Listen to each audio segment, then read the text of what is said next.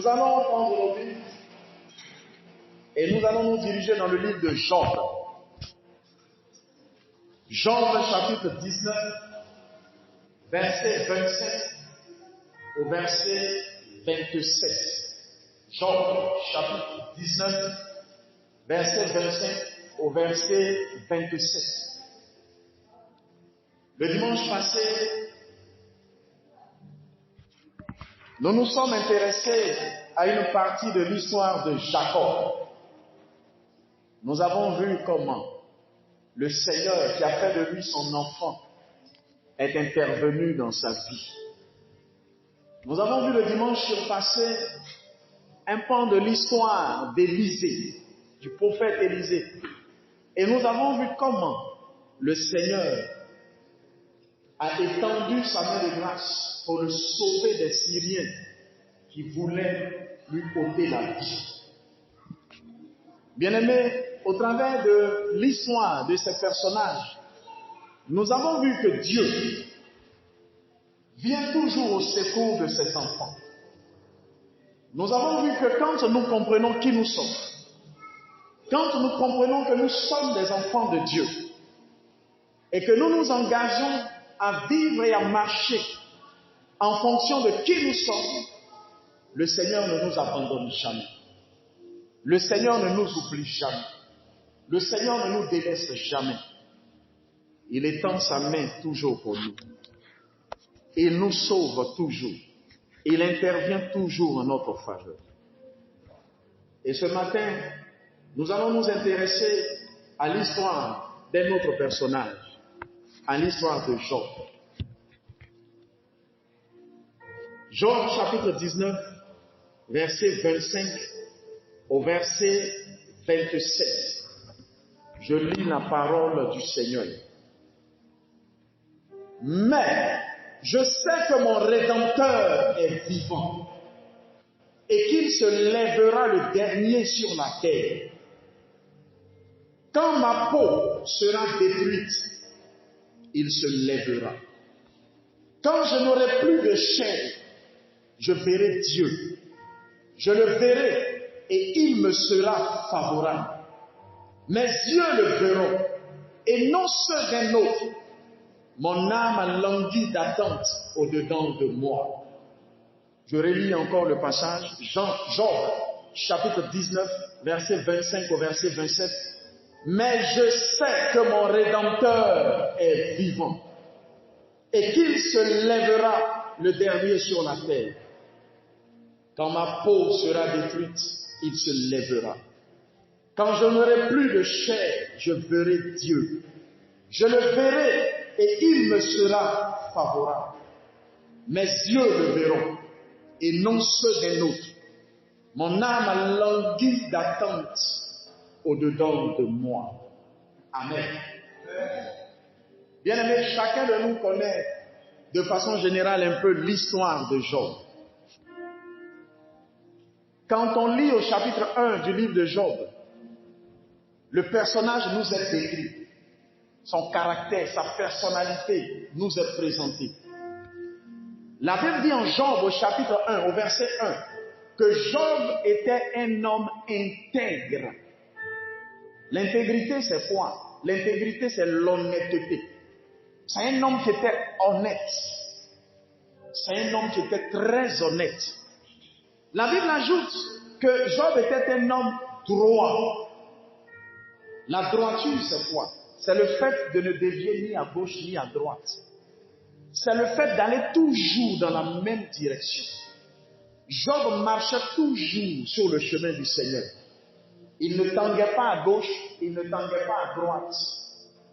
Il était toujours concentré sur la direction que le Seigneur lui donnait. La Bible ajoute toujours en Job 1 au verset 1 qu'il craignait Dieu. Craindre Dieu, c'est quoi? C'est le respecter. Il respectait Dieu. Bien-aimés, ce matin, nous sommes là parce que nous craignons Dieu. Nous sommes là parce que nous respectons Dieu. Il respectait le Seigneur. Il obéissait au Seigneur. Il mettait en pratique la parole de Dieu. La Bible ajoute que Job fuyait le mal. Regardez l'expression que le Seigneur utilise. Il fuit le mal. Donc quand il voit le mal, lui il change de chemin. Il fuyait le péché. Il fuyait ce qui ne glorifie pas Dieu. Job prenait ses dispositions pour ne pas tomber dans le péché. Il prenait ses dispositions pour ne pas que l'ennemi puisse le pousser à faire ce que le Seigneur n'aime pas. Job était un homme selon le cœur de Dieu. Et d'ailleurs, on voit Dieu lui-même en Job au chapitre 1 au verset 8 qui rend témoignage de Job. Dieu qui dit, et il parle à Satan, il dit, tu as vu mon serviteur Job, c'est quelqu'un qui m'aime, c'est quelqu'un qui me craint, c'est quelqu'un qui obéit à ma parole, c'est quelqu'un qui est fidèle. Dieu lui-même rend témoignage de Job. Job était quelqu'un de bien. C'est quelqu'un qui marchait véritablement avec le Seigneur. Et Dieu va bénir Job. Bien-aimé, quand une personne est fidèle au Seigneur, quand une personne est attachée au Seigneur, quand une personne obéit au Seigneur, il est clair que le Seigneur ne pourra que se glorifier dans la vie de cette personne. Le Seigneur ne pourra que bénir cette personne. Et Dieu va bénir Job. Il va bénir Job d'une façon exceptionnelle. Job était un homme riche. En Job au chapitre 1, on cite même les richesses de Job. On dit qu'il avait 7000 brebis. Il avait 7000 moutons. Job avait 3000 chameaux. Il avait 500 paires de bœufs. Il avait 500 ânesses. Il avait beaucoup de serviteurs. La Bible dit que Job était le plus considérable des fils de l'Orient. Dans toute sa région, il était la personne la plus considérée, la personne la plus respectée, la personne la plus riche. Job n'était pas n'importe qui. C'était quelqu'un qui était béni. Le Seigneur lui avait accordé au-delà même de ses espérances. Job vivait dans cette bénédiction. Mais cette bénédiction va susciter de la jalousie. Le diable regarde Job et Job l'énerve. Le diable qui se présente au Seigneur et qui lui dit, tu rends toujours témoignage de Job. Tu dis que Job t'obéit. Tu dis que Job met ta parole en pratique. Tu dis que Job te respecte. Tu dis que Job t'est fidèle. Mais c'est parce que tu l'as béni. Job te suit par intérêt. Alors Dieu qui dit à Satan, non, ce n'est pas par intérêt que Job me suit. Job me suit parce qu'il m'aime. Notre Dieu est le Dieu qui sonde les cœurs. Il est le Dieu qui lit nos pensées les plus secrètes. Il connaissait Job. Il connaissait les profondeurs du cœur de Job. Il dit à Satan, je sais que Job ne m'aime pas par intérêt. Alors Satan dit, mais attends, si Job perd toutes ses richesses, tout ce qu'il a là, moi je suis sûr qu'il va te renier, qu'il va te maudire, qu'il va te rejeter, qu'il va arrêter de te suivre. Alors le Seigneur va mettre Job au défi. Le Seigneur va mettre Job à l'épreuve. Le Seigneur va accepter de tester Job. Il va dire à Satan, je te permets de toucher aux richesses de Job. Je te permets de toucher à tout ce qui lui appartient. Mais ne touche pas à sa vie. Bien-aimé, quand tu lis Job, chapitre 1, tu comprends une chose très importante. Une chose que tu dois comprendre. Quand tu es un enfant de Dieu, quand tu donnes ta vie à Jésus et que tu marches honnêtement avec lui, le diable ne peut pas te toucher. Tant qu'il n'a pas la permission de Dieu, il ne peut pas te toucher. Pourquoi Pourquoi est-ce que le diable n'est pas allé toucher Job directement? Pourquoi est-ce que le diable attend d'avoir la permission de Dieu? Il pouvait aller tomber sur Job, mais il ne le pouvait pas. Il n'en avait pas le droit, parce que Job était un enfant de Dieu. Job appartenait au Seigneur. Job était sous la protection de Dieu. Alors le diable n'avait pas le droit de le toucher. Aucun sorcier n'a le droit de te toucher. Aucun génie, aucun fétiche n'a le droit de te toucher. Tant que tu es attaché à Jésus et que tu lui es fidèle et que tu es sous sa protection, rien ni personne n'a le droit de porter la main sur toi. Mais Dieu lui-même va permettre que le diable touche Job. Bien-aimé, il arrive que Dieu permette que l'ennemi nous touche. Dieu le permet parfois pour nous mettre à l'épreuve, pour nous tester, pour voir si réellement notre amour pour lui est réel, pour voir si notre attachement à lui est réel. Dieu nous fait passer parfois par des compositions pour voir si ce que nous avons entendu de sa parole, nous l'avons compris et nous sommes prêts à le mettre en pratique. Le Seigneur dit au diable, vas-y, tu peux toucher à Job, tu peux toucher à tout ce qui lui appartient, tu peux toucher à tout ce qui est autour de lui et à tous ceux qui sont autour de lui, mais Job, ne le touche pas. Le diable se prépare donc et le diable s'attaque à Job. Job va commencer à vivre une série de malheurs. La Bible dit en Job au chapitre 1, du verset 13 jusqu'au verset 19, en un seul jour, en une seule journée, Job va perdre toutes ses brebis, tous ses bœufs, tous ses chameaux, tout ce qu'il avait. Le diable va envoyer des gens pour les voler. L'éclair va descendre du ciel pour en détruire d'autres. Les serviteurs même de Job vont être tués. Job avait 10 enfants, 7 fils et 3 filles. Ces enfants même vont mourir ce jour-là. Les nouvelles ne font que se succéder. Et ce ne sont que des nouvelles de malheur. Job ne comprend pas ce qui lui arrive.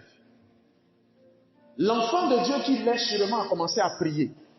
Il a commencé sûrement à dire, Seigneur, interviens pour moi. Seigneur, sauve-moi. Seigneur, mets fin à ces malheurs. Mais Job crie, Job prie. Mais c'est des mauvaises nouvelles encore qui arrivent. Imaginez un peu cette situation. Imagine que une situation malheureuse arrive et que tu te mettes à prier le Seigneur. Tu attends que le Seigneur apporte la solution. Tu attends que le Seigneur intervienne. Mais au lieu qu'il y ait une intervention du Seigneur, c'est un autre malheur encore qui s'ajoute. Tu pries encore et il y a un autre malheur encore qui arrive. Tu as l'impression même que plus tu pries et plus les malheurs même se multiplient. C'est ce qui est arrivé à Job. Job était dans la confusion. Il était dans une situation incompréhensible. Il se demandait, mais qu'est-ce qui m'arrive? Mais où est mon Dieu? Job comptait sur le Seigneur. Il s'attendait à ce que le Seigneur intervienne immédiatement. Mais il ne verra pas Dieu agir. Les malheurs arrivent. Les malheurs s'accumulent. Tout ce qu'il possède est détruit. Ses bœufs, ses moutons, ses serviteurs sont mis à mort. Même ses enfants, on vient lui annoncer leur mort. Il perd 10 enfants en une seule journée. Essayons de nous mettre à la place de Job. Essayons de nous mettre dans la peau de Job. Essayons de ressentir la douleur qu'il a dû ressentir. Essayons de ressentir ce sentiment-là qui a dû naître dans son cœur. Mes amis, quand j'essaie même de me mettre à la place de Job, à un moment donné, je dis non, Seigneur, c'est pas possible. Comment a-t-il fait même pour supporter ça? Ce qui est impensable, ce qui est insupportable, ça bat sur Job. À cause de la jalousie du diable. À cause de la jalousie des démons. Bien-aimé, le fait que tu sois enfant de Dieu ne plaît pas au diable. Le fait que tu aies donné ta vie à Jésus, que tu aies décidé de marcher avec Jésus, ne plaît pas aux démons. Le fait que le Seigneur ait fait de toi son enfant ne plaît pas à certaines personnes. Même dans la vie de façon générale, il y a des gens qui te haïssent, des gens qui te détestent, simplement parce que peut-être tu as quelque chose qu'ils n'ont pas. Il y a des gens qui te jalousent, simplement parce que tu es capable de faire quelque chose qu'eux ne peuvent pas faire. Dans la vie dans laquelle nous marchons, la jalousie est une réalité. Et la jalousie est la source de beaucoup de malheurs. La jalousie est la source de beaucoup de méchanceté. Les hommes font du mal à d'autres êtres humains à cause de la jalousie. Ils ont posé la question un jour à un sorcier. Mais pourquoi tu as tué telle personne? Et voici la réponse qu'il va donner. Il dit non. Il est venu au funérailles avec une voiture. Et il faisait le malin dans le village. Il a pris sa voiture pour se promener dans le village, il faisait le malin. Donc ça m'a énervé. C'est à cause de ça que je l'ai tué. La jalousie. La jalousie amène des hommes à tuer d'autres hommes. La jalousie a amené Caïn à tuer son frère Abel. Bien-aimé, pendant même que nous sommes là, pendant même que tu vis ta vie tranquillement, il y a des yeux dans le secret, dans les ténèbres qui te regardent, pleins de jalousie, de haine, et qui ne rêvent que de te voir mourir, qui ne rêvent que de te voir souffrir, qui ne rêvent que de te voir vivre toutes sortes de malheurs. Le diable veut notre perte. Job l'énervait parce que Job était heureux. Le bonheur de Job ne lui plaisait pas. La joie de Job ne lui plaisait pas. Alors, il a tout fait pour que Job puisse connaître la souffrance. Il a arraché tout à Job. Il lui a pris toutes ses richesses. Il lui a pris même ses enfants. Mais la Bible dit que Job va continuer malgré ces malheurs-là à adorer le Seigneur. Job, malgré tout, continue à prier encore le Seigneur. En Job, au chapitre 1, au verset 20, Job qui dit, Dieu qui m'avait donné toutes ces richesses-là, je considère que c'est lui qui me les a reprises. Parce qu'en réalité, le diable n'a pas le droit de venir m'arracher ces choses. Si ces choses-là m'ont été prises, c'est parce que Dieu l'a permis. Dieu qui m'avait donné là, c'est lui qui a repris. Et Job ajoute que le nom de l'Éternel soit béni. Job qui bénit Dieu dans son malheur. Job qui rend gloire à Dieu dans son malheur. Job qui continue de dire merci au Seigneur dans son malheur. Il souffre, mais dans sa souffrance, il ne lâche pas la main du Seigneur. Il n'abandonne pas la main du Seigneur. Il continue à suivre Dieu. J'imagine le choc que ça a dû faire à Satan. Satan utilise les malheurs, la souffrance pour nous amener à lâcher la main de Dieu. Il a fait tout, il s'est dit bon, il a tout perdu en une seule journée, plus ses 10 enfants, le gars il va craquer, il va maudire Dieu, il va dire que Dieu n'est pas bon. Mais Job continue à dire que Dieu est bon. Satan a échoué. Alors le diable va encore au devant du Seigneur. Le Seigneur lui dit, tu as vu, tu as accusé Job pour rien. Tu as dit qu'il n'allait pas pouvoir résister et qu'il allait m'abandonner. Tu as vu, je l'ai mis à l'épreuve. Je lui ai pris toutes ses richesses. Mais il continue de m'adorer. Il continue de me servir. Job ne me servait pas, ne me suivait pas à cause de la richesse. Il me suivait par amour. C'est parce qu'il m'aime qu'il est avec moi. La richesse n'avait aucune importance pour Job.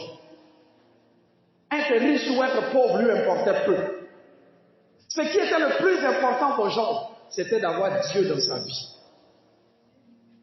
C'était d'avoir le Seigneur dans sa vie. Pour Job, ce qui était le plus important, c'était de savoir que le jour où il mourrait, son âme serait sauvée. Pour Job, c'était le plus important.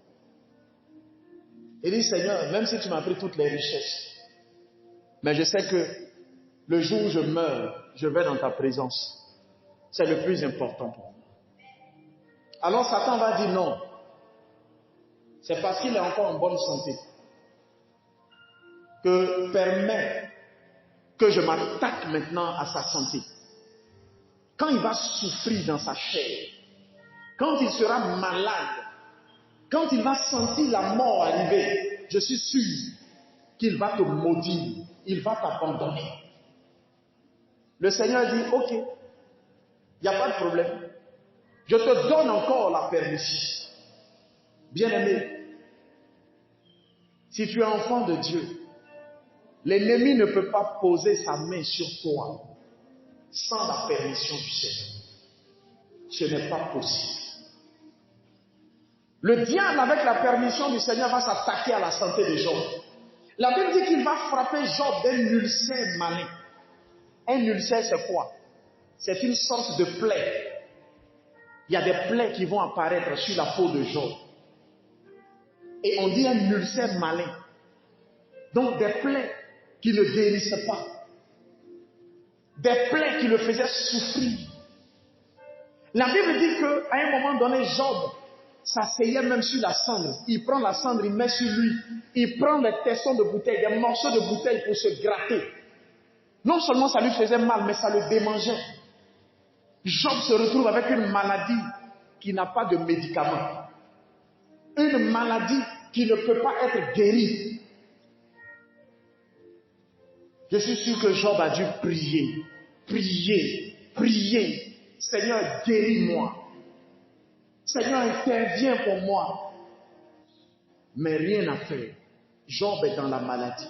Combien de temps est-il resté dans cette maladie? La Bible ne le dit pas. Peut-être des mois, peut-être des années. Job va souffrir. Et le diable le regardait. Et Dieu aussi le regardait. Et chacun attendait la réaction de Job. Comment Job allait réagir? Qu'est-ce que Job allait faire? Mais bien aimé, dans cette maladie, Job continue d'adorer le Seigneur. Sa peau est en train d'être détruite. Mais Job continue de rendre gloire à son Dieu. Il continue de le prier. Il continue de lui obéir. Sa chair est en train d'être détruite. Job a commencé à maigrir. Il est devenu comme un squelette. Mais il continuait à louer Dieu. Il continuait à dire, Seigneur, tu es bon. Au point que sa femme elle-même l'a regardé et elle a dit, Job, tu es fou. Ce Dieu que tu remercies, ce Dieu que tu loues, ce Dieu que tu adores, ce Dieu à qui tu obéis, il est où? Regarde la situation dans laquelle tu es. Regarde la souffrance dans laquelle tu es. Et tu continues encore à louer ce Dieu. Beaucoup de chrétiens ont entendu ce genre de phrase. Souvent des gens autour disent à certains chrétiens, regarde la situation dans laquelle tu es. Église, Jésus. Depuis que tu le suis, il t'a donné quoi? Depuis que tu es avec lui, il a fait quoi pour toi? On te dit, viens adorer les fétiches, tu dis Jésus. Qu'est-ce que Jésus a fait pour toi? Où est-ce que Jésus t'a envoyé? Quelle porte il a ouvert dans ta vie? Tu souffres, tu n'as rien à manger, tu es même malade. Et c'est toi qui prie Jésus. La femme de Job lui a dit, ce Dieu l'abandonne-le. Allons chez les marabouts, allons chez les féticheurs, allons chercher la solution ailleurs. Mais Job va lui dire, tu es une femme insensée. Tu es une femme qui ne réfléchit pas. Job va lui dire, tu es complètement folle. Job va lui dire, quand Dieu nous avait donné la richesse, qu'est-ce que tu disais de lui? Tu disais qu'il est bon. Tu disais qu'il est bien. Mais aujourd'hui où nous sommes dans la souffrance, tu dis que Dieu est mauvais.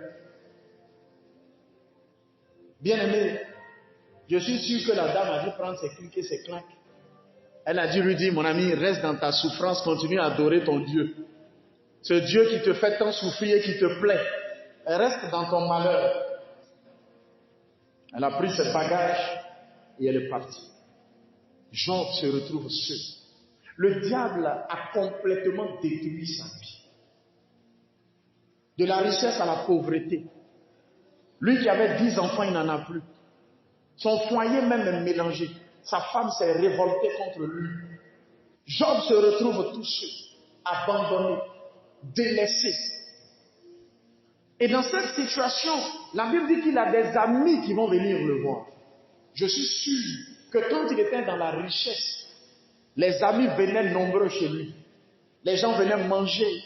Les gens venaient se réjouir. Attends, quand tu as l'argent là, on te rend visite matin, midi, soir. Hein? Tu as toujours un fan club. Les gens sont toujours chez toi. Parce qu'ils savent qu'en arrivant là, ils trouveront ce dont ils ont besoin. Mais quand le malheur lui est arrivé, Job s'est retrouvé seul. Ses amis vont venir le voir. Mais cette fois-ci, ils ne viendront pas pour manger et se réjouir. Il n'y a plus rien à manger. Ils vont venir pour accuser Job. Ils vont venir pour lui dire, Job, la situation dans laquelle tu es là, tu es dans cette situation parce que tu as péché. C'est parce que sûrement tu as dû faire de mauvaises choses. C'est pourquoi tu souffres ici. Sinon, comment quelqu'un qui marche honnêtement avec Dieu peut souffrir de la sorte?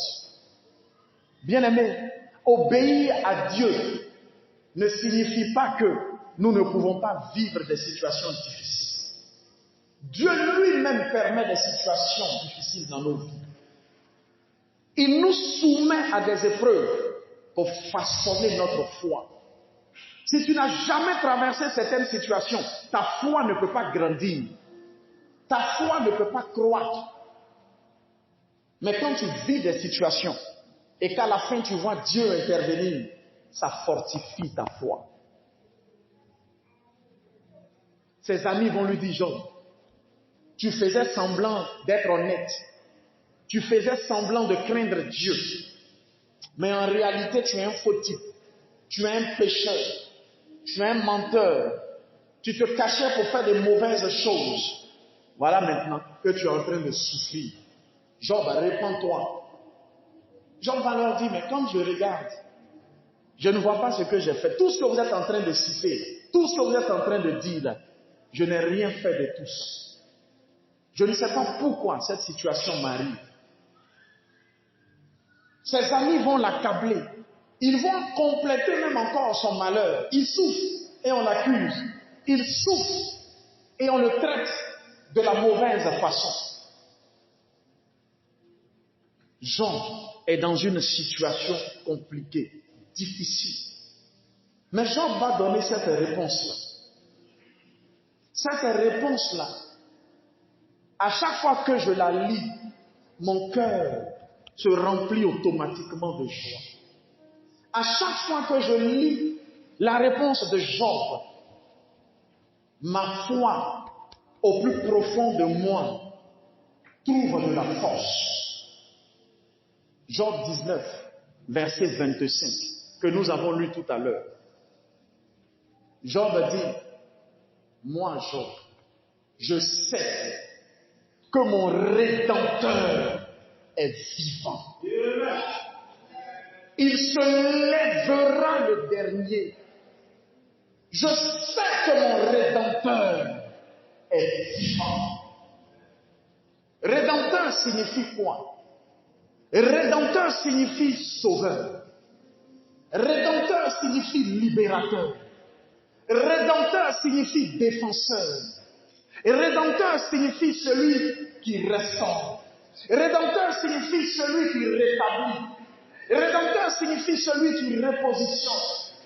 Il dit mon défenseur, je sais que mon défenseur est vivant. Je sais que mon défenseur n'est pas mort. Je sais que mon sauveur est toujours là. Je sais que mon sauveur ne m'a pas abandonné. La Bible dit que notre Rédempteur s'appelle Jésus-Christ. Il dit, je sais que Jésus ne m'a pas abandonné. Je sais que celui qui a payé le prix à la croix pour moi, pour mon salut, ne m'a pas oublié. Je sais qu'il est vivant. Je sais qu'il est là. Je sais qu'il est présent. Même si je ne le vois pas, même si je ne l'entends pas, même s'il ne répond pas à mes prières, mais je sais qu'il est là. Il est près de moi. Il est à mes côtés. Il est avec moi. Il ne m'a pas abandonné. Il se lèvera pour moi. Il se lèvera en ma faveur. Oh, quelle réponse! Quelle réponse! On dit Job, c'est fini pour toi. On dit Job, tu es mort. On dit Job, c'est terminé, tu ne pourras plus jamais t'en sortir. L'état dans lequel tu es, Job, ta vie est fichue. Ta vie est terminée. Tu n'aboutiras plus à rien. Il n'y a plus d'espoir pour toi, Job. Il n'y a que le désespoir. Et Job qui dit, je sais que celui qui est mon espoir, celui qui est mon espérance est vivant. Il n'est pas mort. Il n'est pas resté dans le tombeau. Il est sorti du tombeau. Je sais que mon sauveur est précis. Quelle foi! Le diable voulait tuer la foi de Job. Mais on dirait que c'est maintenant même qu'il a multiplié la foi de Job.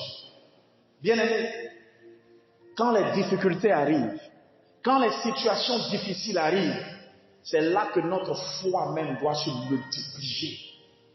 C'est là que nous devons ouvrir la bouche pour déclarer des paroles comme celles que Job a déclarées. À la place de Job, comment aurais-tu réagi? À la place de Job, comment aurais-tu réagi? Comment réagis-tu face aux situations que tu vis en ce moment? Comment réagis-tu face aux difficultés que tu traverses actuellement? Comment réagis-tu face à ces choses que tu veux obtenir mais que tu n'arrives pas à obtenir actuellement? Es-tu plein de foi? Es-tu plein d'espérance? Es-tu convaincu que ton Rédempteur est vivant? Ou est-ce que ton cœur est rempli de découragement? Ou est-ce que dans ton cœur, tu as déjà commencé à maudire Dieu?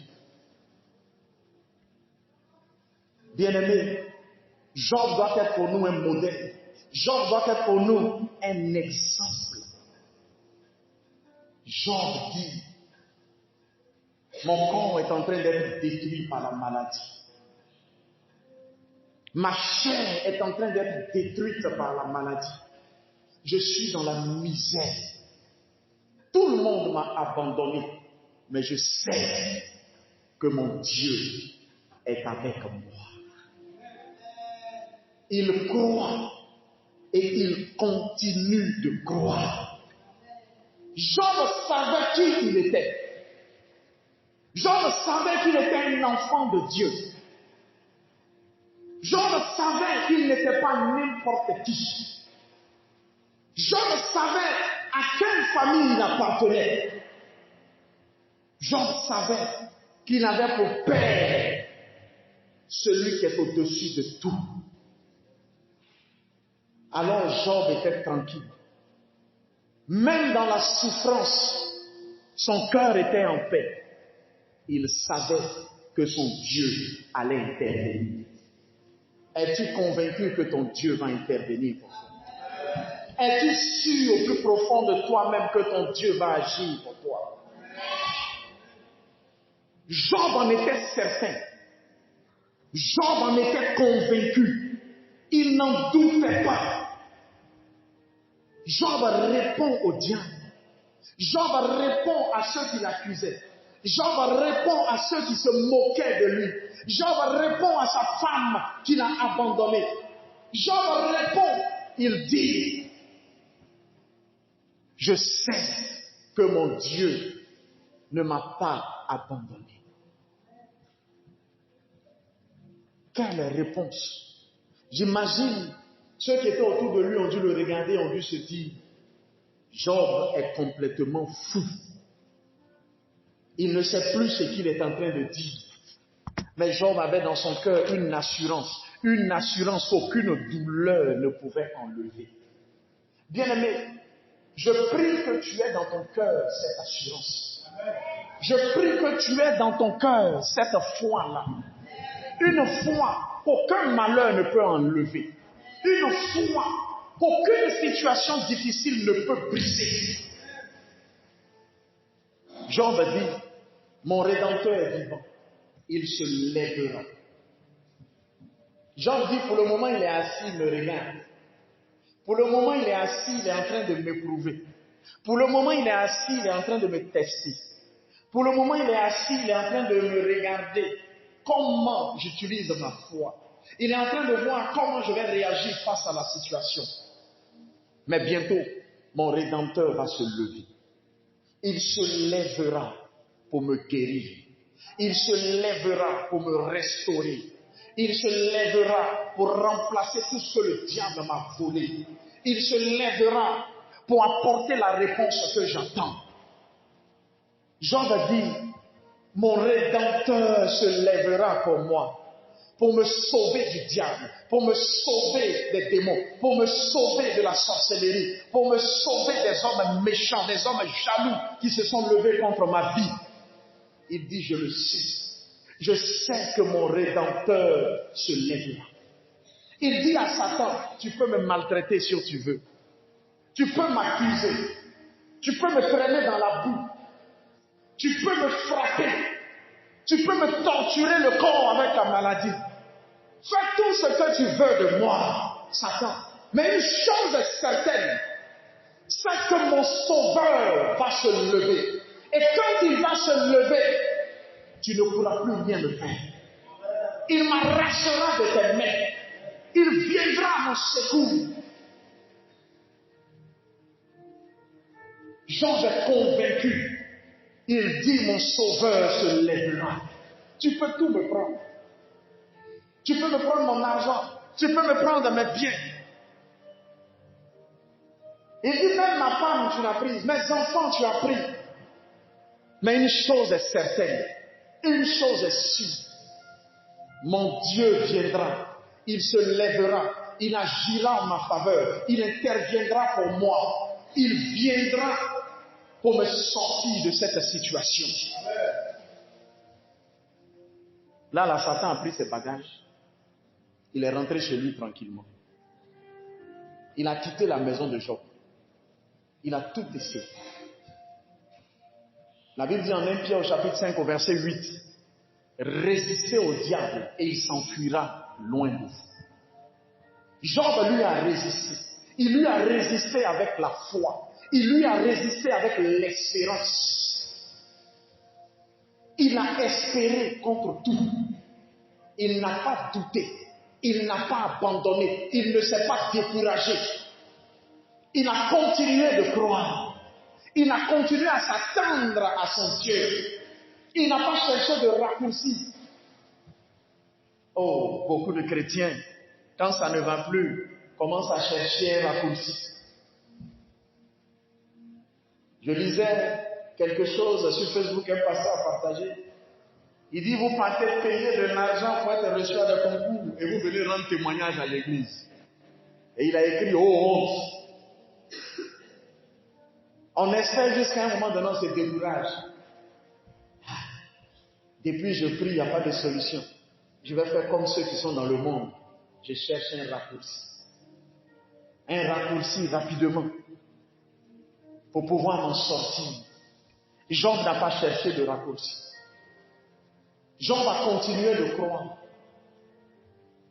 Ça me fait penser au témoignage de cette chantre nigériane, Sinak, qui s'est mariée quasiment à 41 ans. Vous imaginez un peu. Elle dit, j'ai prié pendant des années pour le mariage. Et puis ça ne vient pas. Et elle se marie, la quarantaine passée. Elle se marie, elle tombe enceinte, Dieu lui donne un enfant. Et Dieu lui a donné un mari comme beaucoup espéraient en avoir un. Elle dit, toutes ces années pendant lesquelles j'étais en train de prier, toutes ces années pendant lesquelles j'espérais, c'est comme si, en quelques mois, la douleur de toutes ces années est passée. C'est comme si en un rien de temps, toutes ces années-là ont été restaurées. Non, le goût de ça, la joie de ça, quand Dieu te donne, quand Dieu ouvre enfin la porte, quand le Seigneur vient intervenir, c'est extraordinaire. Elle aurait pu chercher un raccourci. Elle aurait pu utiliser une voie quelque part. Mais elle est restée fidèle au Seigneur. Bien-aimé, notre Rédempteur est vivant. Ton Sauveur est vivant. Il n'est pas resté dans le tombeau. Il est sorti de ce tombeau. Il est ressuscité. Il est assis à la droite du Père, où il intercède pour toi. Il est vivant. Il habite en toi. Il est près de toi. Il a dit aux disciples avant de partir, je serai avec vous jusqu'à la fin. Je ne vous lâcherai pas. Je ne vous abandonnerai pas. Je serai avec vous. Bien-aimés, nous devons rester attachés au Seigneur. Ne cherche aucun raccourci. Ne laisse pas le diable briser ta foi. Ne te dis pas que la solution est ailleurs. Jésus est ta solution. Ton Rédempteur est vivant. Il se lèvera en ta faveur. Jean va dire, mon Rédempteur, quand il se lèvera, il me sera favorable. Il dit, il va agir pour moi. Il va me rendre justice. Tout ce que je suis en train de vivre, tout ce que je suis en train de traverser, il va me restaurer. Il va me restituer tout ce que j'ai perdu. Il viendra pour rendre justice. Le diable est venu pour me faire souffrir, pour m'arracher tout ce que j'avais, pour détruire ma santé. Mais quand mon Rédempteur se lèvera, il remplacera toutes ces choses que j'ai perdues. Job dit, je sais que je vais retrouver ma position. Je sais que le Seigneur va me relever. Je sais que le Seigneur ne me laissera pas dans cette situation. Je sais que le Seigneur ne m'abandonnera pas dans cette situation. Je sais que le Seigneur ne permettra pas que je meure dans cette situation.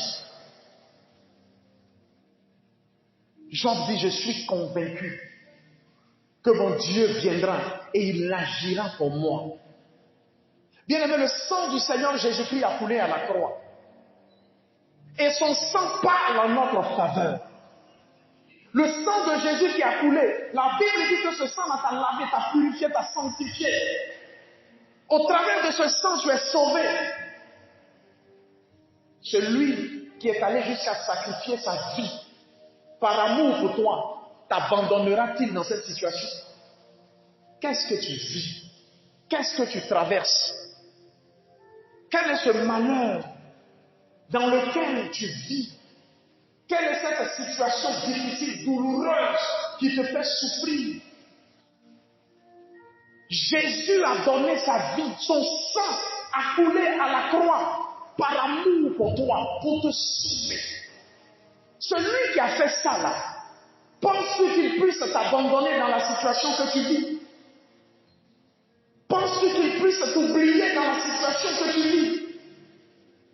Celui qui a été prêt alors même que tu ne le connaissais pas. Romains 7:8 dit que c'est lui qui nous a aimés le premier. Ce n'est pas nous qui l'avons aimé d'abord. Il n'est pas venu nous sauver parce que nous, on l'a vu, on l'a aimé. Non. Il nous a aimés alors même que nous étions dans nos péchés. Il nous a aimés alors même que nous étions, nous, des ennemis de Dieu. On ne le connaissait même pas. Nous étions dans nos vies en train de vivre de n'importe quelle façon. Mais la Bible dit qu'il nous a tellement aimés qu'il a décidé de donner son Fils unique en sacrifice. Celui qui a été capable de sacrifier son Fils unique.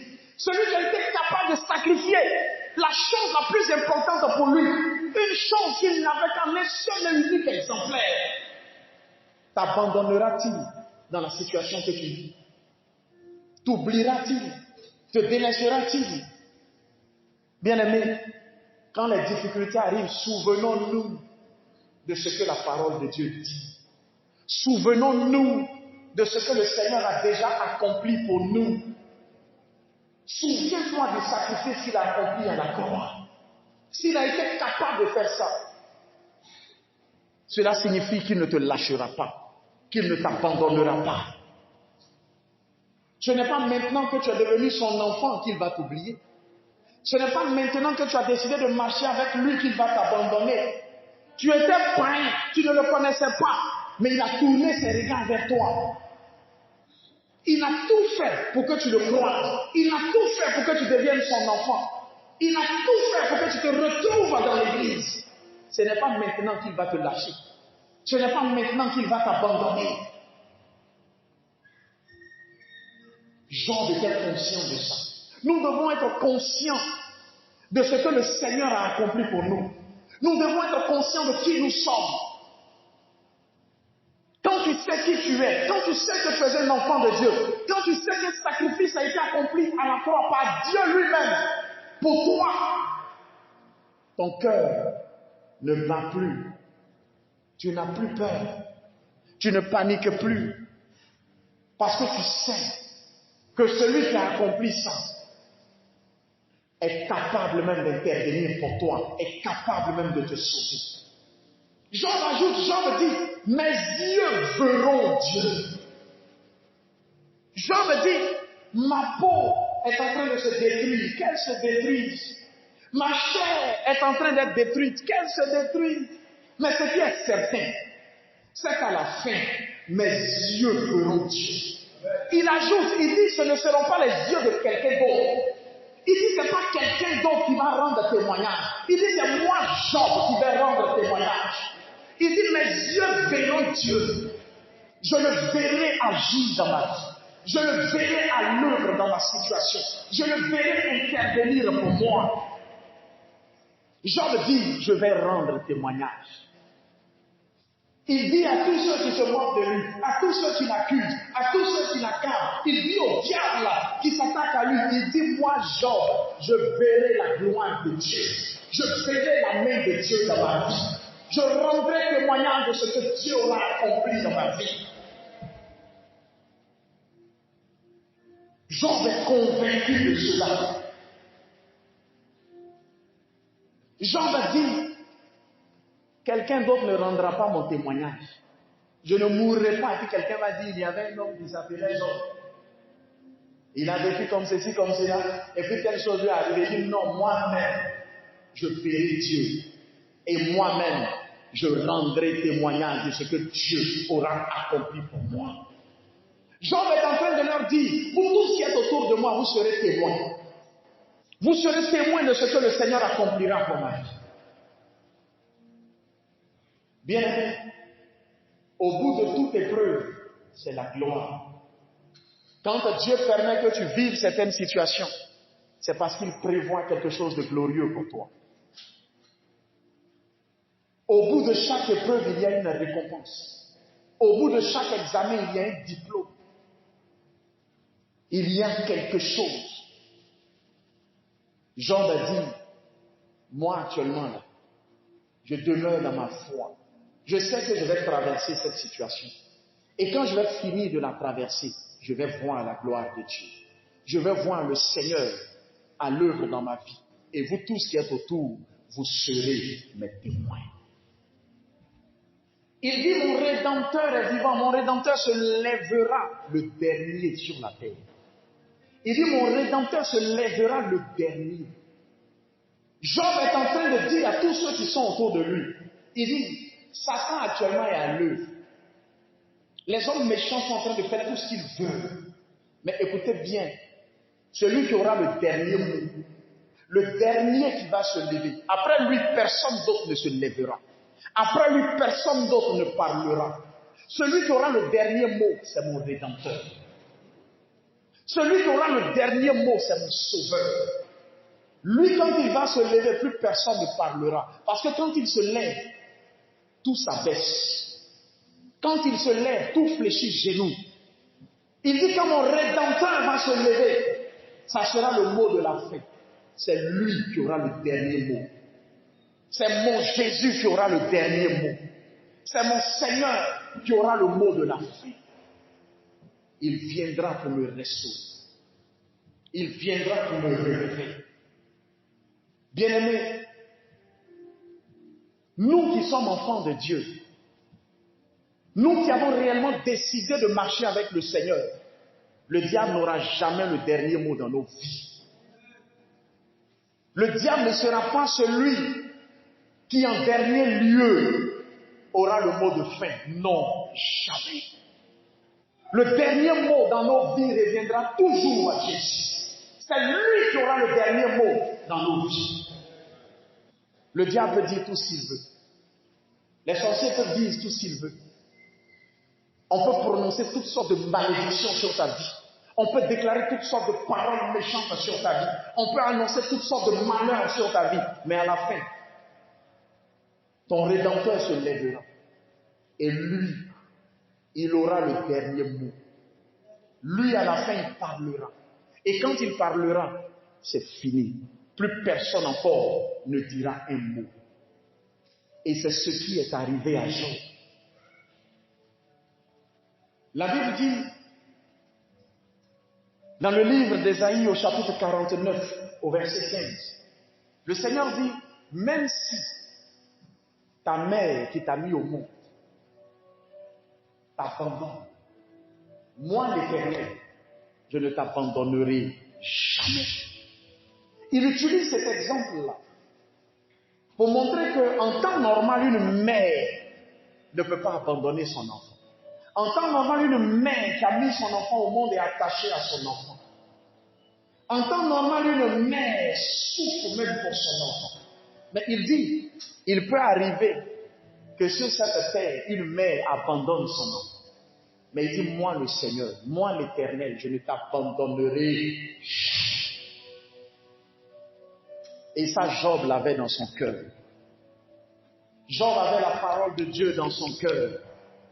Quand tu es un enfant de Dieu, tu dois vivre ta vie selon la parole de Dieu. Tu dois nourrir tes pensées avec la parole de Dieu. Quand le diable se lève et qu'il parle, tu dois lui répondre avec la parole de Dieu. Jésus a répondu au diable en Matthieu 4 dans le désert quand il jeûnait avec la parole de Dieu. Quand le diable se lève et qu'il dit, regarde ta situation, ça ne fait que s'empirer, tu ne t'en sortiras pas. Dieu n'est plus avec toi, il t'a abandonné. Toi, réponds-lui avec la parole de Dieu. Même si une mère peut abandonner ses enfants. Mon Dieu, mon Père, mon Rédempteur, mon Sauveur, mon Défenseur ne m'abandonnera jamais. Job en était convaincu. Et c'est ce qui est arrivé à la fin. À un moment donné, le diable ne pouvait plus tenir. Il a compris qu'il ne pouvait pas vaincre ce Job-là. Il a compris que Job allait vaincre l'épreuve. Le diable a plié bagage, il est parti. Job a réussi l'épreuve. Bien aimé, beaucoup d'enfants de Dieu échouent dans les épreuves. Dès qu'une petite situation arrive, c'est fini, on craque. Dès qu'un petit malheur se présente, c'est fini. Dès qu'il y a un petit échec, c'est fini. Dès qu'on aspirait, on espérait quelque chose et que cette chose, on ne l'obtient pas, c'est fini. On est découragé. On abandonne la main du Seigneur. On ne prie plus. On n'obéit plus. On se rebelle contre Dieu. On murmure contre le Seigneur. On se fâche contre lui. On se fâche contre l'église. On se fâche contre le pasteur. Parce que c'est difficile. Parce qu'il y a une situation compliquée. Bien-aimés, le Seigneur permet l'épreuve pour nous tester. Il permet l'épreuve pour juger de notre foi. En Actes au chapitre 16, Paul et Silas ont été arrêtés. On les a frappés. On les a fouettés. Tout leur dos était gâté. Leur corps, c'était des plaies. On les a mis en prison. On les a attachés. Ils sont dans la prison et puis ils sont attachés. En temps normal, ils devaient pleurer. Ils devaient dire, Seigneur, tu vois la situation dans laquelle on est. On est allé évangéliser, puis les gens nous ont pris comme ça. Seigneur, tu vois. Mais non, la Bible dit que Paul et Silas ont commencé à louer le Seigneur dans leur cellule. Ils ont commencé à rendre gloire à Dieu. Ils ont commencé à dire, Seigneur, tu es merveilleux. Seigneur, tu es bon, tu es fidèle. Tu n'abandonnes jamais le juste. Les gens autour ont dû se dire, mais voilà des fous qu'on est venu enfermer ici. Mais la Bible dit qu'à minuit, la prison a commencé à trembler. Les fondements même de la prison ont commencé à se secouer. Le Seigneur a envoyé un ange pour venir secourir ses enfants. Vous pensez que s'ils s'étaient mis à pleurer, à murmurer, à se plaindre, à maudire Dieu, un ange serait venu intervenir en leur faveur? Jamais. Et c'est ça notre problème aujourd'hui. On murmure tellement, on se plaint tellement, on accuse Dieu tellement, on accuse les autres tellement, que pour finir, notre Rédempteur ne vient pas intervenir. Il a besoin de voir la foi dans nos cœurs. Il a besoin de voir la foi dans nos vies. Il a besoin de voir la foi en nous. Notre Rédempteur n'est pas mort. Il est vivant. Et il s'est levé pour Job. Il a répondu à Job. Job n'est pas tombé dans les raisonnements. Job n'a pas cherché des solutions ailleurs. Job n'a pas murmuré. Job a pensé avec foi. Job a parlé avec foi. Job a agi avec foi. Il est demeuré dans la foi jusqu'au bout. Il n'a pas douté. Il n'a pas dit est-ce que. Il a dit mon Rédempteur est vivant. Il interviendra en ma faveur. La Bible dit en Jean au chapitre 11, au verset 25, que celui qui croit en moi, celui qui croit en moi, dit le Seigneur, vivra même s'il meurt. Et il dit celui qui croit en moi vivra même s'il meurt. Mais comment je vais vivre si il est à mort? Le Seigneur dit même si la situation là, humainement parlant, semble ne pas avoir de solution, celui qui croit en moi obtiendra la solution. Il dit, je suis capable. Je peux te sortir de cette situation. À la fin de l'histoire de Job, en Job au chapitre 42 au verset 10, Job 42 verset 10, la Bible dit que Job a été rétabli. Job a été restauré. Job a été guéri. Son Rédempteur s'est levé. Le diable a fui. La guérison est arrivée. La restauration est venue pour Job. Et Job, dit la Bible, a obtenu même le double de ce qu'il avait perdu. Il n'a pas fait que récupérer ce qu'il avait perdu, mais il a obtenu même le double de la richesse qu'il avait perdue. Et quand vous lisez en Job 42, verset 10, vous voyez que Dieu même donne ça dans les détails. On dit qu'il avait 7000 brebis. Maintenant, Job 42, on dit qu'il a 14 000 brebis. Le Seigneur a multiplié par 2. La Bible dit que dans la suite, Job à nouveau va avoir 10 enfants. Les enfants qu'il a perdus, il les a retrouvés encore. 7 fils et 3 filles. Job a été restauré. Il a été rétabli parce qu'il a cru en Dieu. Il a cru jusqu'au bout. Il a cru que son Dieu était capable. Il n'a pas douté. Il n'a pas abandonné. Et Job a été restauré. En Job 42 au verset 5, Job va rendre témoignage. Ne l'avait-il pas dit? Il a dit, je rendrai témoignage. Il dit, je vais rendre témoignage. Oh, regarde ton voisin, dis-lui, je vais rendre témoignage. Job 42, verset 5, Job dit, Seigneur, j'avais entendu parler de toi. Les gens disaient que tu es capable. Les gens disaient que tu es puissant. Les gens disaient que tu agis de telle ou telle façon. Les gens disaient que tu es le Dieu des miracles. Les gens disaient que tu es le Dieu de l'impossible. J'ai entendu parler de toi. On t'a prêché à l'église. Le pasteur parlait de toi. J'ai écouté. Le pasteur disait que tu es le Dieu qui peut tout. Tu es le Dieu qui est capable de tout. Tu es le Dieu qui est fidèle, qui n'abandonne pas, qui est toujours présent. Mais maintenant, mes yeux t'ont vu. Ce n'est plus quelqu'un qui me le dit. Ce n'est plus le pasteur qui me le prêche. Mais de mes propres yeux, mes yeux te voient. Mes yeux ont vu ta gloire. Mes yeux ont vu ta fidélité. Mes yeux ont vu ton amour. Mes yeux ont vu ta puissance.